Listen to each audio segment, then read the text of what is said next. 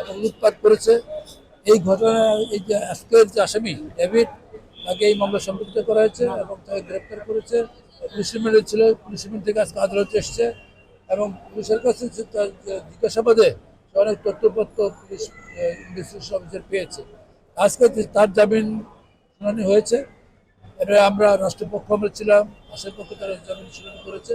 আমরা আদালতকে বলেছি যেহেতু এই ঘটনার সাথে তার সম্পৃক্ততা আছে, কারণ যে উনি তারা বলার চেষ্টা করেছে সে ঘটনার সময় ছিল না।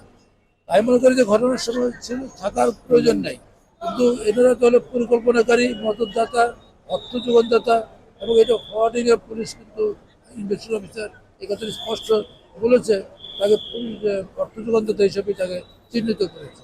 যাই হোক, আমরা আদালতে এসে তার জামিনের বিরোধিতা করেছি, কারণ এটা অত্যন্ত সেন্সিটিভ একটা মামলা। একটা রাষ্ট্রের গুরুত্বপূর্ণ একটা অফিস, সেই অফিসে অগ্নিসংযোগ সহ নাশকতা করেছে এবং বাড়ি ভাঙচুর করেছে, অগ্নিসংযোগ করেছে এবং এই ঘটনা অত্যন্ত হৃদয় বিদারক একটা ঘটনা। এত রাষ্ট্রের যে এত ক্ষতি হলো এটা অকল্পনীয়। অতএব এটা অত্যন্ত সেন্সিটিভ মামলা, আর এই মামলা এখন তদন্তাধীন আছে। এই পর্যায়ে আমরা জামিনের বিরোধিতা করেছি। একটা পরিষ্কার প্রশ্ন, সেটা হচ্ছে যে এখন যাদের গ্রেপ্তার করা হচ্ছে, বিভিন্ন স্কুল কলেজের শিক্ষার্থীদের গ্রেপ্তার করা হচ্ছে, সায়েন্স ল্যাব থেকে গ্রেপ্তার করা হচ্ছে, তারপর বেড়িবাঁধ থেকে ইউল্যাবের প্রাইভেট বেসরকারি বিশ্ববিদ্যালয়ের একজন ছাত্রকে গ্রেপ্তার করছে।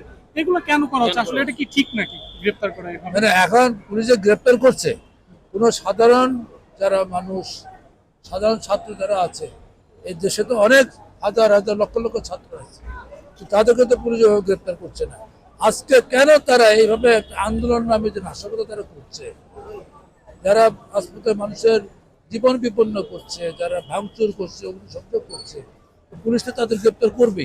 এবং আজকে যাদের গ্রেপ্তার হচ্ছে তাদের তো এই অপরাধমূলক তাদের কর্মকাণ্ড তারা করেছে বলে এটি পুলিশ তাদের গ্রেপ্তার করেছে। অতএব এখানে তাদের বিরুদ্ধে সুনির্দিষ্ট অভিযোগ আছে বলে করা হয়েছে। এখানে কোনো নিরীহ ব্যক্তিকে আমার মনে হয় না যে তাদের গ্রেপ্তার করেছে। তার মানে যারা নিরীহ ব্যক্তি যারা বলছে যে বিনা কারণে তাদের গ্রেপ্তার করা হচ্ছে, মানে আপনি বলতে চাচ্ছেন যে মানে তারা আমার জানা মতো পুলিশের ভাষ্য মতো, সেটা আমি যেটা বলতে চাই সেটা হচ্ছে বিনা কারণে কেউ গ্রেপ্তার করছে না।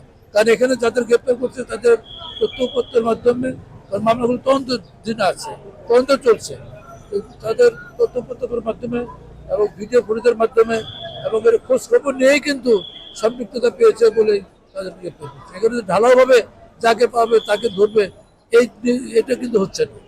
এটা কিন্তু এখন আসামি যারা লোকজন তারা তো তাদের কথা বলবেই, তারা তাদের কথা বলবেই, কিন্তু এটা তদন্তে বেরিয়ে আসবে। তদন্তে যদি তার সম্পৃক্ততা না পাওয়া যায় তাহলে তো তাকে মামলা থেকে অব্যাহতি দিবে। অথবা এখানে তো ভয়ের কোনো কারণ নেই। কিন্তু এখন যেহেতু মামলা তদন্তাধীন আছে, পুলিশ গ্রেপ্তার করেছে, তদন্ত শেষ হলে জিনিসটা ক্লিয়ার হয়ে যাবে। অথবা এখনো তো আমরা যারা আজকে রাজপথে আমরা লক্ষ্য করেছি, ভিডিও ফুটেজের দেখলাম আজকেও তো লাঠি সুটা নিয়ে অনেক সন্ত্রাসীরা ছাত্ররা বের হয়নি, কিন্তু এরা কারা?